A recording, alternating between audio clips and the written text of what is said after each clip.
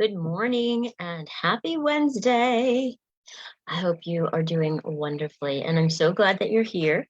Please do share this so that way others can get this information. A lot of people, you might think this is common sense, but it's not. So get this information out to folks. Share it now. Give you a few minutes. Share it into your groups. Share it with friends. Share it on Messenger. And the reason I say that is because there are so many people who are like, my relationship isn't going so well. How do I make it more fun? How do I get back into fun in my relationship? Or maybe I really didn't have fun and it was too serious. So today we're going to talk about some ways that you can have fun in your relationship, even if you feel like, I'm just not feeling all that attracted to my partner or to my spouse anymore. And the idea, when you give yourself permission to have fun, when you give your partner permission to have fun, you're just going to be all giddy. You're going to be like kids. You're just going to be enjoying the day, enjoying your life. And you so deserve that. Why not? Right? That's what life is all about, to enjoy and learn and grow and help each other and help ourselves. So today we're going to be doing that. We're going to be talking about how you're going to be able to have more fun, how you're going to be connecting, making things more romantic.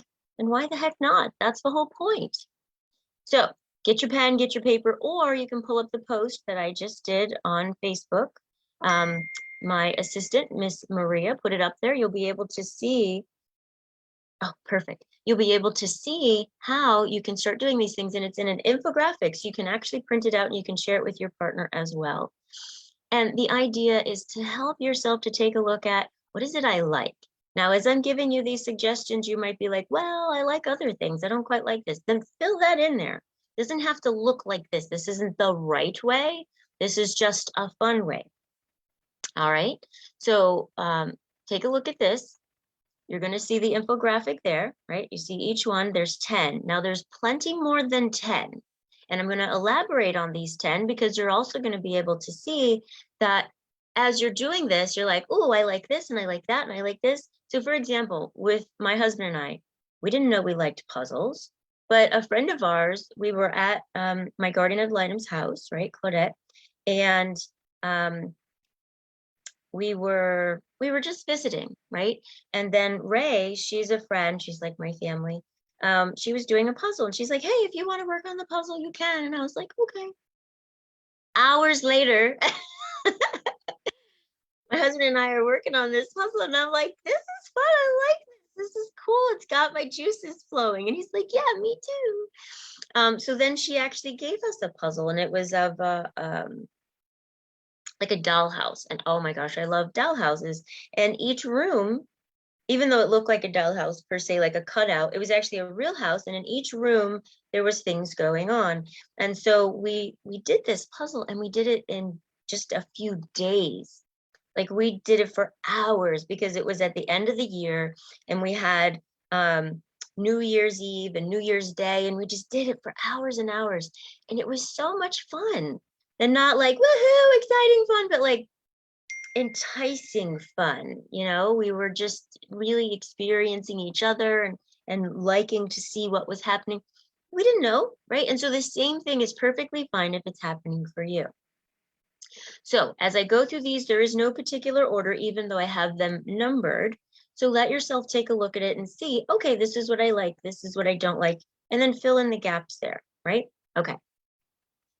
So actually, let me go ahead and share this with my group. And I want to invite you guys to the Freedom from Negative Thinking group.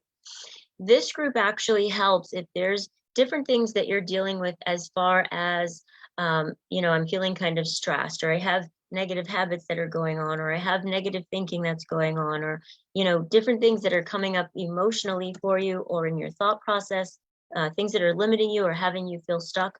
All of that will be things that we talk about in the group, including recordings like this. And in the group, because it's live, you're able to ask me questions and I'll address those questions beforehand.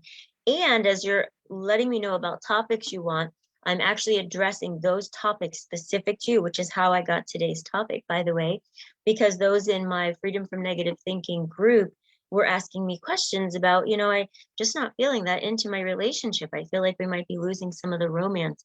And so that's what today's topic came from.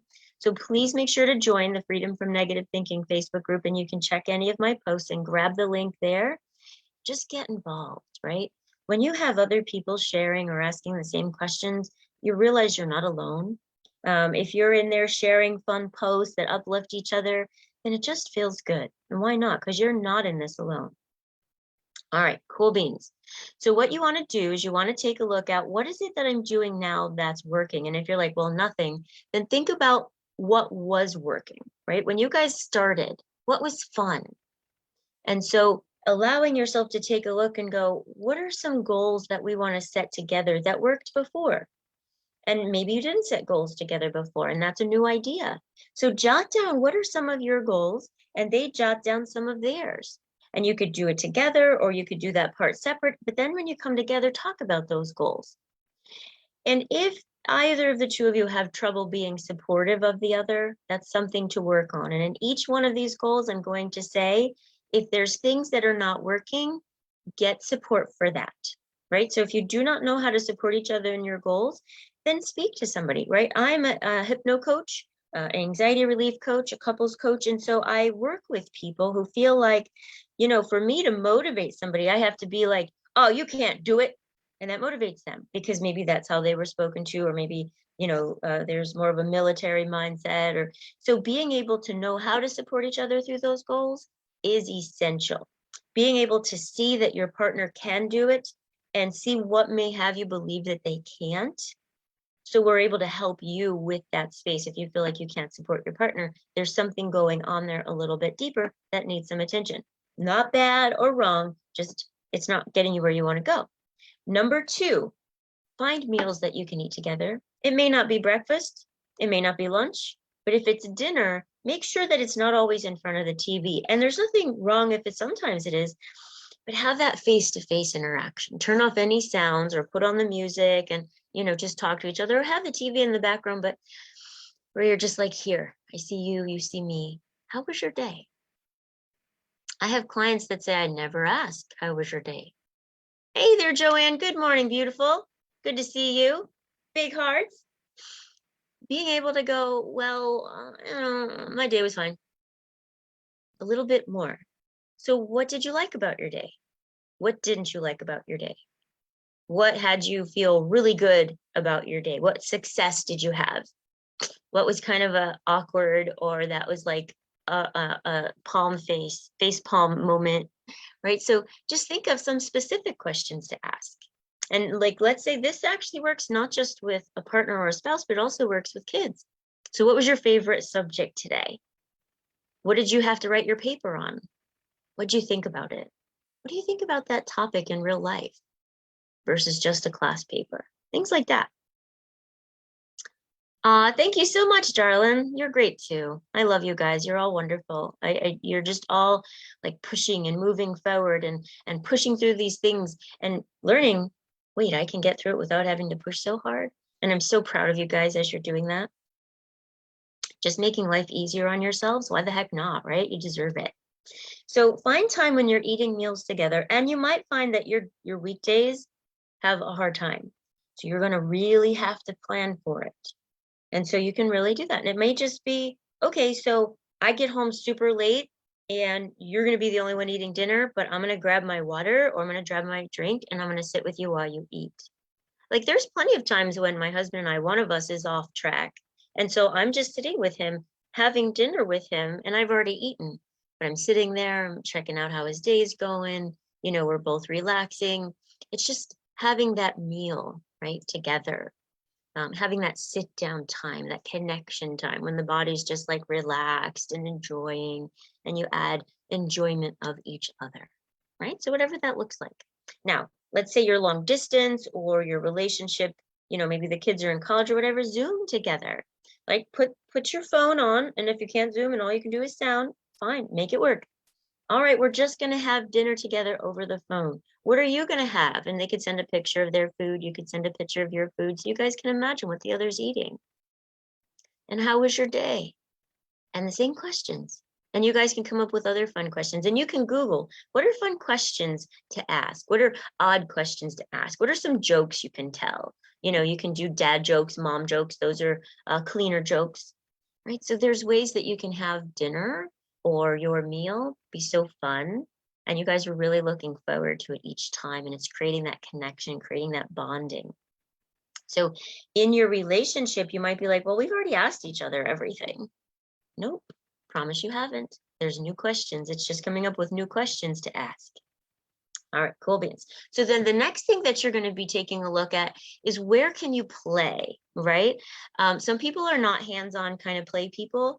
I kind of am, but I'm clumsy, so I stay away from hands-on play because I end up hurting my husband all the time, even when I don't mean to. So find out what's a good way to play. It could be singing, it could be dancing, it could be telling jokes, it could be playing a puzzle, it could be you know, going for little jogs, like that could be more of like the play you guys have. So whatever works for you. Walking to the park, going on trails, riding bikes, rollerblading, or one person does one thing, another person does another thing. So find the things that make you play and laugh. Find times where you can sing. Singing actually helps bring in the positive endorphins into your body. So just put on a song that you both know, and it doesn't matter if it sounds like you're howling, just sing, right?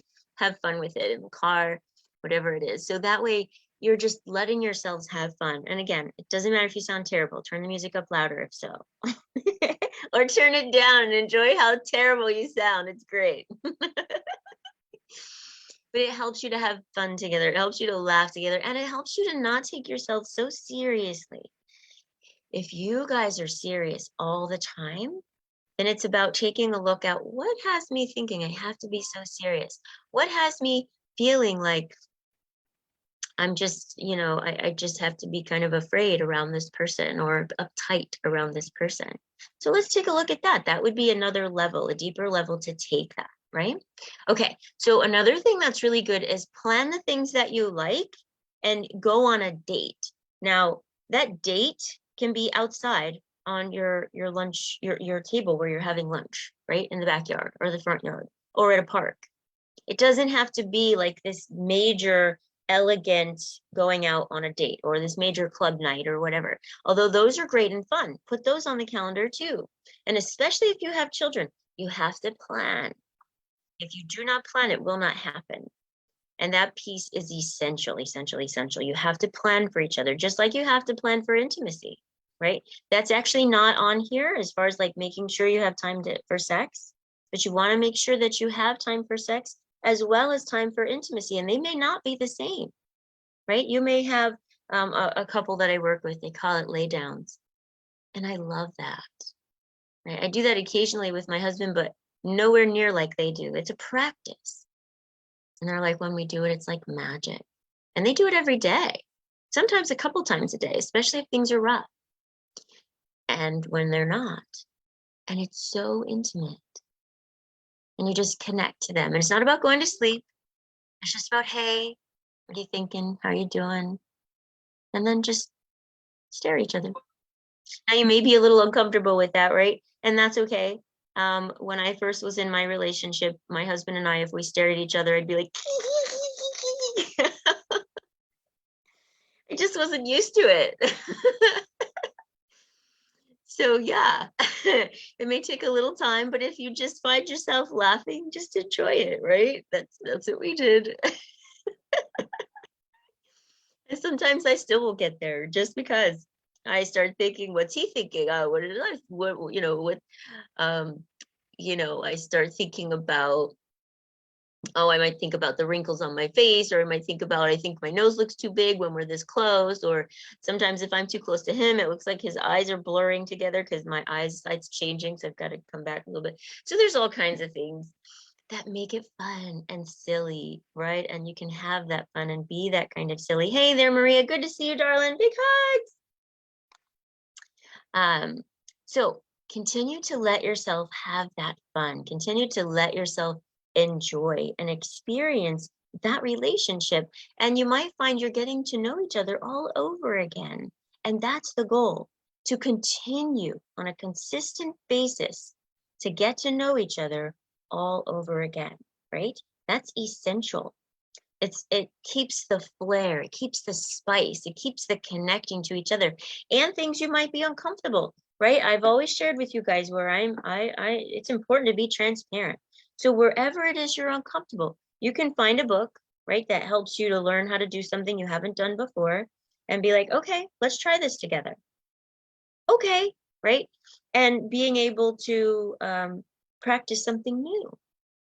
And it doesn't have to be like, oh, so new. It could be something as simple as reading jokes in the car when you're driving instead of listening to the radio, or reading out loud to each other, or, and we'll actually get into that in a second, because that's one of the suggestions. So let me not jump ahead. Another thing that's really good is traveling together. Now, with COVID and things like that, you can actually travel together and you don't have to go anywhere.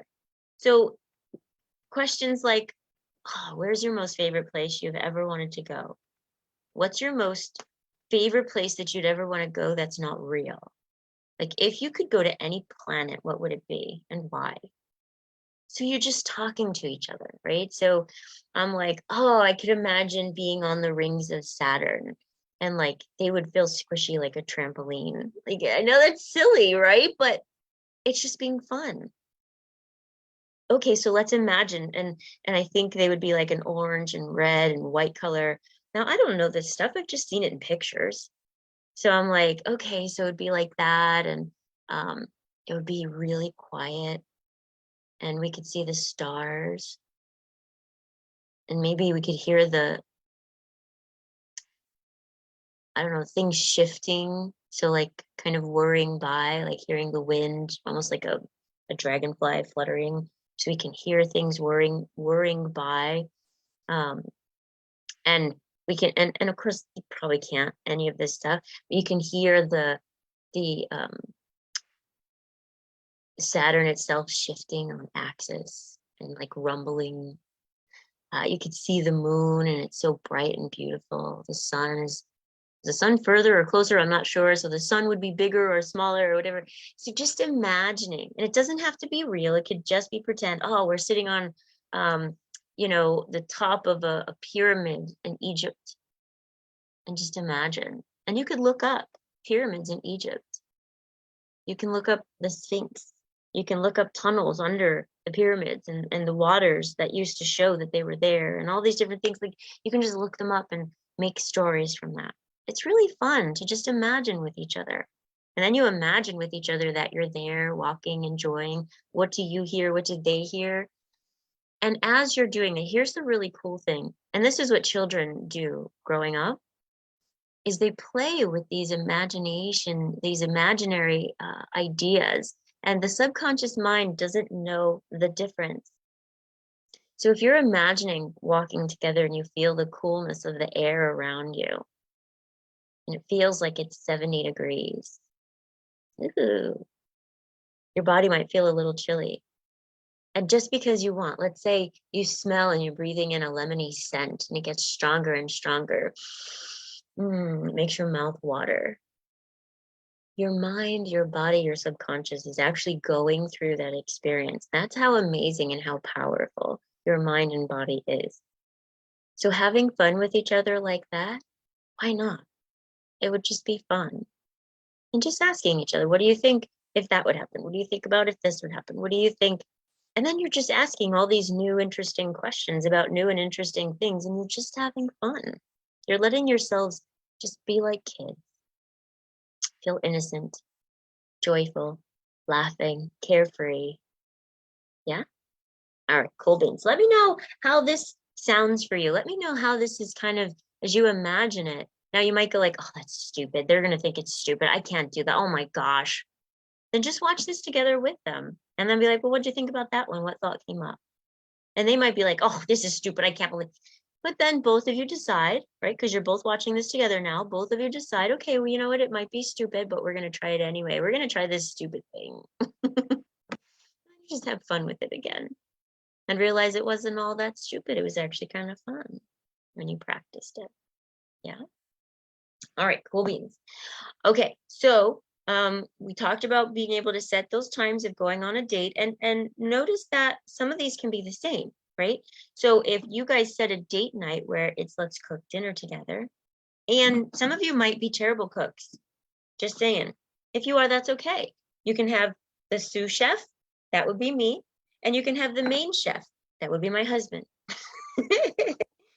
So if you find that, okay, I'm not really good at cooking and they don't want me to cook anyway, then chop up stuff, right? You can help them chop up, or you can help prepare, or you can help season, or you can just hang out there and they say, okay, grab me a spoon, grab me a plate, grab me a this, grab me a that, like a doctor and the assistant. So you can just be there in support, or, you're hanging out there drinking your soda or your water. Or for me would be lemon water or your glass of wine, whatever it is, and just enjoying connecting with each other. And the person who's cooking can share what they're doing or what they're thinking, or you guys could talk about something totally different. So it allows you to connect over new things. And you might decide, well, I'm not a good cook, but I can cook this really good. And so you might decide that that's the one thing you're going to cook while your partner's cooking this other main thing. And it could just be you're cooking salad.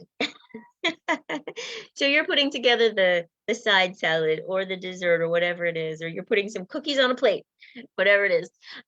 So that way it's just coming together, being in that space together, putting that meal together. You get the plates and the knives and the silverware and the cups, and you get the drinks together, whatever it is. And so that way both of you are coming together at your meal. And so it doesn't have to be, okay, well, they're better, I'm not, that, all that stuff. You bring what you have and you just make it good.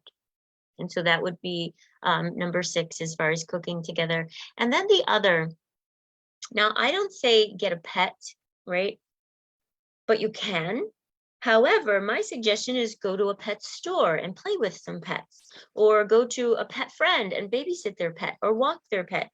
That way the two of you are being able, and this works with children as well, go visit a friend with some kids and hang out with them for a little while, take the kids for a walk while the parents go do their date night, or it gives you that opportunity to do that together.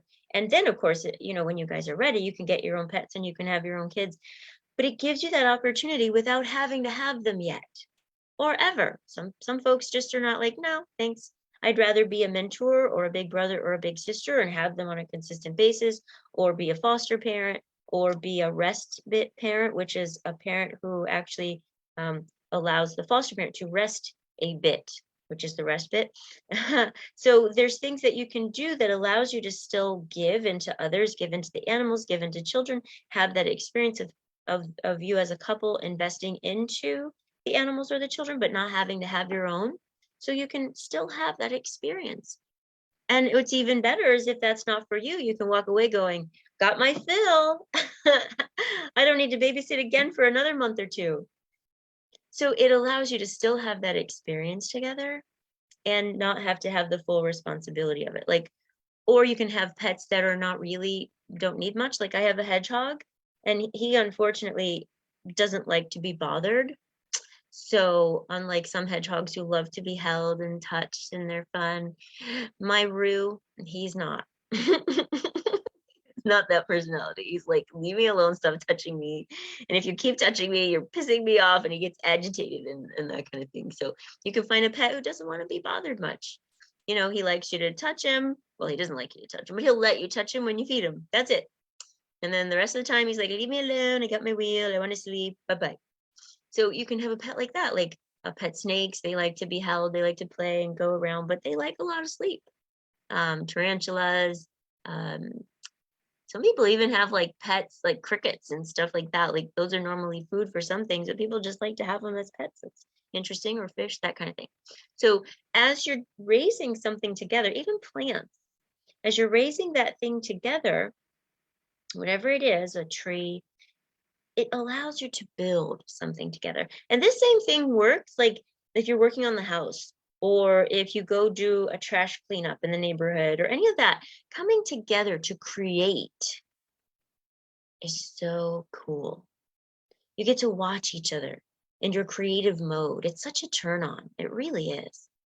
And it creates that connection. It also helps you to learn more of what the other person likes, helps you to see more of what their skills are, helps you to uplift them and support them in the things that they're doing and what's important to them. So that's really good. Yeah. Okay. And so then the other thing, I mentioned this already, is to being able to read together. Now, you can read together separately and in silence, or you can read together like you're both reading the same book and you read out loud, or you're both reading the same book and you read silently, and then maybe you can talk about the book later. It could mean that you're both reading an article together. It could mean that you both decided that you wanted to read about a particular topic and you're researching different things and finding out. So again, it brings you together, and it also gets your mind growing and achieving. And again, it's another turn on. These are things, as the mind and body grows, it's like, yummy. And so you're learning with each other and you're building with each other and growing with each other. It's really very beautiful. And all of these things help, even in relationships that are struggling. It helps you to create the connection. It helps you to have things to talk about, helps you to learn more about the partner, helps you to create that connection and that bonding that might be missing. And it does it in such a way that it doesn't always have to be over anything stressful. None of these things ever need to be stressful. And if they are, it helps you to kind of talk it through and see, we can talk things through even when they're stressful.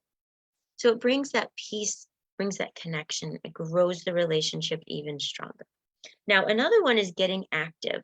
And I'm very general about this on purpose. So it could be that one of you is riding a bike and the other one's running. It could be that one of you is rollerblading while the other one is running. It could be, like, it doesn't have to be the same things. It could be that one of you is stretching while the other one's doing yoga. It could be one is working out really hard while the other one is just doing some baby dumbbells. That would be me. It could be somebody's working out at the gym and somebody's working out at home. It could be one of you is doing yoga with friends and the other one is doing biking with your friends. So the idea is, hey, let's be active. And sometimes we can be active separate, but we're both choosing to be active. And the other times is we're choosing to be active together. And this could be something as simple as you put on a song and dance together. It could be that you guys decide to take a dancing class together. Maybe you just watch YouTube and take that dancing class together. So whatever it is, it's allowing you guys to move together. And it could be as simple as we're putting this on and we're going to do some jumping jacks, some sit-ups, some push-ups, and that's what we're going to do every day for 5 minutes or 10 minutes. Or we're going to dance before we go to bed every night, a slow dance. Look into each other's eyes and just listen to the music. And pick a song that you both love, or one picks one song one night, one picks another song another night. You might find you want to turn it into 2 songs. Maybe you can't do it every night, but you can do it every other night or at least once a week. Just finding these things that are helpful, that are supportive, that are creating that love between the two of you and having fun. And fun, the dance, and any of these other activities may also include becoming more intimate with each other and more connected. And it may actually then move into allowing yourself to plan. And this one isn't on here, like I mentioned, and I should have put it on here. So number 11 would be making sure that you guys plan for sex, right? As long as that's in your relationship. Now, some people might be dating and they're not into that just yet, or they're not having sex until they're married. And that's okay. If that's the case, then that one doesn't belong there. But it will once you step into that part of your relationship. So it's important to plan for it, because guaranteed, if you are working all the time and you are tired all the time, you are not going to want to. So you want to pay attention to the I don't want tos, and instead going, oh, heck yeah, I want to do that. I want to make sure that I'm feeling good and that my partner's feeling good and that we're creating that spiritual and emotional connection, right? So you can plan for it, and it doesn't have to be, it's going to be Saturday at 7 o'clock. But you can plan for it that it's going to be at least once a week. And if you're getting to the end of the week, ooh, I haven't planned for that. We got 3 more days. Where am I going to make sure I plan for that? And you might have to talk to your partner. You might actually have to make it, okay, let's make sure we go to bed early on Friday or Saturday or whatever. And you're not going to bed. You're just getting there early so you guys have time not to be tired. And you can start with playing some music. And you could start with your dance if you want to. So it allows you to kind of bring these things together. And then lastly, I know I put on there, watch a movie together, but watch anything together. You can go outside and you can watch nature together. You can watch a movie together. You can watch the children play together. You can watch a game together. Whatever it is, you're watching this thing together. And here's the thing, guys, and like I said, I'm always transparent. It doesn't mean that one of you is on the phone or that you're on your computer. And you can have those times. That's okay too, right? We all have stuff to do. Like for me, I'd rather be working on my computer than watching TV. So I'll sit next to my husband. That's not the same thing. And he has shared that with me. He's like, that's not the same thing. When we're watching a movie together, we can talk about it afterward.